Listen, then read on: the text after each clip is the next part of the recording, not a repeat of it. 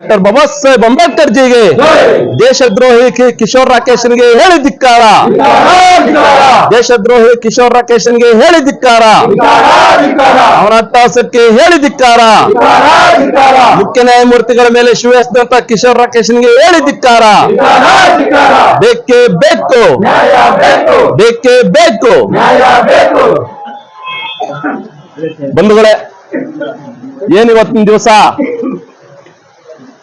ಬಹುಜನ ಸಂಘಟನೆಗಳ ಒಕ್ಕೂಟ ಮತ್ತು ಬಹುಜನ್ ಚಳವಳಿ ದಲಿತ ಸಂಘರ್ಷ ಸಮಿತಿಯ ವತಿಯಿಂದ ಇವತ್ತು ದೇಶದ ಗೌರವಾನ್ವಿತ ಮುಖ್ಯ ನ್ಯಾಯಮೂರ್ತಿಗಳಾದಂತಹ ಗವಾಯಿ ಸಾಹೇಬರ ಮೇಲೆ ಒಂದು ಸನಾತನಿ ಧರ್ಮಕ್ಕೆ ಸೇರಿರ್ತಕ್ಕಂಥ ವ್ಯಕ್ತಿ ಕಿಶೋರ್ ರಾಕೇಶ್ ಎಂಬ ವಕೀಲ ಇವತ್ತು ಆ ಒಂದು ಗವಾಯಿ ಸಾಹೇಬರ ಮೇಲೆ ತನ್ನ ಶಿವನ್ನ ಎಸೆತಕ್ಕಂಥ ಕೃತ್ಯವನ್ನೆಸಗಿ ಇಡೀ ದೇಶದಲ್ಲಿ ಸಂವಿಧಾನಕ್ಕೆ ಅಪಮಾನ ಮಾಡಿರ್ತಕ್ಕಂಥ ಏಕೈಕ ವ್ಯಕ್ತಿ ಅಂತಂದ್ರೆ ಈ ಕಿಶೋರ್ ರಾಕೇಶ್ ಅಂತೇಳಿ ಸಂದರ್ಭದಲ್ಲಿ ನಾವು ಹೇಳಬಹುದು.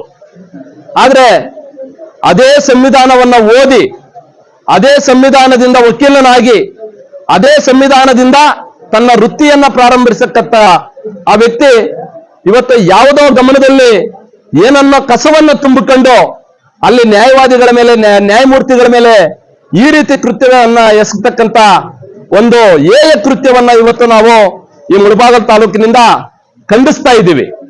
ಇದ್ರ ಜೊತೆಗೆ ಏನು ಅವನ ತಲೆಯಲ್ಲಿ ಏನು ಕಸ ತುಂಬಿಕೊಂಡಿದಾನೋ ಆ ಕಸಗೆ ತಕ್ಕಂತೆ ಇವತ್ತು ಇಡೀ ದೇಶ ತಲೆ ತಗ್ಗುವಂತ ಒಂದು ವ್ಯವಸ್ಥೆನೆ ಇವತ್ತು ನಿರ್ಮಾಣ ಆಗಿದೆ. ಇವತ್ತು ಪ್ರಧಾನಮಂತ್ರಿಗಳು ಸಹ ಇದ್ರ ಬಗ್ಗೆ ಹೇಳಿದ್ದಾರೆ. ಹೇಳಿದವರು ಇವತ್ತು ತಟಸ್ಥವಾಗಿದ್ದಾರೆ. ಯಾಕೆ ತಟಸ್ಥವಾಗಿರುವಂತ ಪ್ರಶ್ನೆ ಇಲ್ಲ. ಇವತ್ತು ಇಡೀ ದೇಶಕ್ಕೆ ಬೇಕಾಗಿರ್ತಕ್ಕಂಥ ಒಂದು ಸರ್ವೋಚ್ಚ ನ್ಯಾಯಾಲಯದ ಒಂದು ನ್ಯಾಯಮೂರ್ತಿಗಳ ಮೇಲೆ ಈ ರೀತಿ ಒಂದು ಕೃತ್ಯವನ್ನು ಎಸಗಿದಾಗ ನೀವು ಇಡೀ ದೇಶದಲ್ಲಿ ಯಾವ ರೀತಿ ನೀವು ಒಂದು ಆಡಳಿತವನ್ನ ನಡೆಸಲಿಕ್ಕೆ ಸಾಧ್ಯ? ಇವತ್ತು ಆ ನ್ಯಾಯಮೂರ್ತಿಗಳ ಮೇಲೆನೆ ಈ ರೀತಿ ನಡೆದಾಗ ಸರ್ವೇ ಸಾಮಾನ್ಯ ಒಂದು ಈ ರಾಜ್ಯದಲ್ಲಿ ಇರ್ತಕ್ಕಂಥದ್ದಾಗಿರ್ಬೋದು, ದೇಶದಲ್ಲಿ ಇರ್ತಕ್ಕಂಥ ಒಂದು ನ್ಯಾಯಾಲಯಗಳಲ್ಲಿ ಯಾವ್ಯಾವ ರೀತಿ ಕಷ್ಟ ಕಾರ್ಪಣ್ಯಗಳು ಇರ್ತವೆ ಅನ್ನೋದನ್ನ ಅರ್ಥಕೊಬೇಕಾಗಿದೆ. ಇವತ್ತು ಆ ಒಂದು ಮನಸ್ಥಿತಿ ಇರ್ತಕ್ಕಂಥ ಒಂದು ವಕೀಲ ಈ ವೃತ್ತಿಯನ್ನ ಪ್ರಾರಂಭ ಮಾಡಿದ್ದಾನೆ ಅಂತಂದ್ರೆ ಇನ್ನು ಸಣ್ಣ ಪುಟ್ಟ ಇರ್ತಕ್ಕಂಥ ಒಂದು ರಾಜ್ಯಗಳಲ್ಲಿ ಈ ಒಂದು ನ್ಯಾಯಾಲಯಗಳಲ್ಲಿ ಯಾವ ರೀತಿ ಇರ್ತದೆ ಅನ್ನೋದನ್ನ ಮಾನ್ಯ ಪ್ರಧಾನಮಂತ್ರಿಗಳು ಗಮನ ಹರಿಸಬೇಕಾಗಿದೆ. ಅದ್ರ ಜೊತೆಗೆ ಇವತ್ತೇನು ಅವನು ಆ ಒಂದು ಶೂ ಎಸೆದಿದ್ದೆ ಅಲ್ಲ, ಆ ಶೂ ಎಸೆಯೋದ್ರ ಜೊತೆಗೆ ನಾನಾ ರೀತಿಯ ಅವಹೇಳನ ಮಾತುಗಳನ್ನ ಆಡ್ತಾ ಇದ್ದಾನೆ. ಏನೋ ನಾನು ಜೈಲಲ್ಲೇ ಇರ್ತೀನಿ, ನಾನು ಎಸೆದಿದ್ದೇ ಬೇಕಂತ ಹೇಳ್ತಾ ಇದ್ದಾನೆ. ಹೇಳ್ತಾ ಇದ್ರೆ ಕೂಡ ಆಗಿ ಇನ್ನ 20-48 ಗಂಟೆಗಳ ಕಾಲ ಆಗಿದೆ. ಇದುವರೆಗೂ ಅವನ್ನ ಅರೆಸ್ಟ್ ಮಾಡಲಿಲ್ಲ. ಅರೆಸ್ಟ್ ಮಾಡಿ ಅವನ್ನ ಕೂಡಲೇ ಈ ದೇಶದಿಂದ ಗಡಿ ಪಾರ್ ಮಾಡ್ಬೇಕು. ಇವತ್ತೆಲ್ಲೋ ಒಂದು ಸಣ್ಣ ಪುಟ್ಟ ಬಾವುಟ ಹಿಡಿದಂತವ್ರನ್ನ, ಸಣ್ಣ ಪುಟ್ಟ ಹೋರಾಟ ಮಾಡ್ತಕ್ಕಂಥವ್ರನ್ನ, ಸಣ್ಣ ಪುಟ್ಟ ಅಲ್ಲಿ ಇಲ್ಲಿ ವ್ಯವಹಾರ ಮಾಡ್ತಕ್ಕಂಥವ್ರನ್ನ ನೀವು ಕೇಸುಗಳಾಗ್ತಿರಲ್ಲ.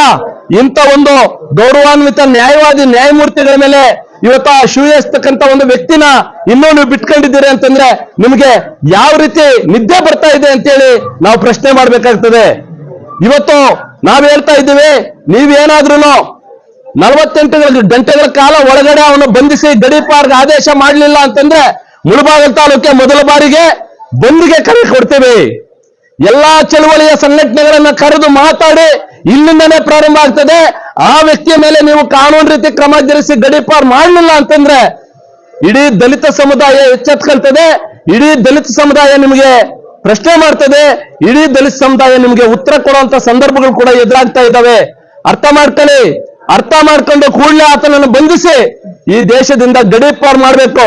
ಆ ಮುಖ್ಯ ನ್ಯಾಯಮೂರ್ತಿಗಳ ಮೇಲೆ ಏನು ಒಂದು ಶೂ ಎಸ್ತಕ್ಕಂಥ ಒಂದು ವ್ಯವಸ್ಥೆ ಇವತ್ತು ದೇಶದ ಉದ್ದಗಲಕ್ಕೂ ಹೋಗಿ ಇಡೀ ನ್ಯಾಯಾಲಯಗಳಲ್ಲೂ ಸಹ ಇವತ್ತು ಪ್ರತಿ ವ್ಯಕ್ತಿಯನ್ನು ಸಹ ಪ್ರಶ್ನೆ ಮಾಡ್ತಕ್ಕಂಥ ಸಂದರ್ಭ ಎದುರಾಗಿದೆ. ಇದನ್ನ ಅರ್ಥ ಮಾಡ್ಕೊಂಡು ನೀವು ಕೂಡಲೇ ಅವನು ಬಂಧಿಸ್ಬೇಕಂತೇಳಿ ಬಹುಜನ್ ಚಳವಳಿ ಸಂಘಟನೆ ಒಕ್ಕೂಟ ಇವತ್ತು ಒತ್ತಾಯ ಮಾಡ್ತಾ ಇದೆ.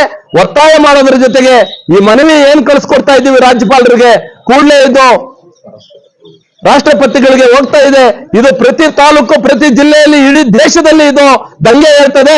ಇದಕ್ಕೆ ಕಾರಣಕರ್ತರು ಮುಖ್ಯವಾಗಿ ಪ್ರಧಾನಮಂತ್ರಿಗಳೇ ಆಗ್ತೀರಿ, ಮತ್ತೆ ಅಮಿತ್ ಶಾ ಅವರೇ ಆಗ್ತೀರಿ ಅಂತ ಹೇಳ್ಕೊಳ್ಳಲು ಈ ಸಂದರ್ಭದಲ್ಲಿ ನಾವು ತಿಳಿಸ್ತಾ ಇದ್ದೀವಿ. ಇಷ್ಟನ್ನು ತಿಳಿಸಿ ನನ್ನ ಮಾತನ್ನು ಮುಗಿಸ್ತೀನಿ. ಜೈ ಭೀಮ್, ಜೈ ಕರ್ನಾಟಕ, ಜೈ ಪ್ರಬುದ್ಧ ಭಾರತ. ದಲಿತ ಸಂಘಟನಾ ಸಮಿತಿ ಮತ್ತು DSS ಮನವಿಯನ್ನ ಸ್ವೀಕರಿಸಿದ್ದೇನೆ. ತಹಶೀಲ್ದಾರ್ ಮುಖಾಂತರ ನನ್ನ ಜಿಲ್ಲಾಧಿಕಾರಿಗಳಿಗೆ ಇದನ್ನು ಇವತ್ತೇ ವರದಿಯನ್ನು ಮಾಡ್ತೀನಿ.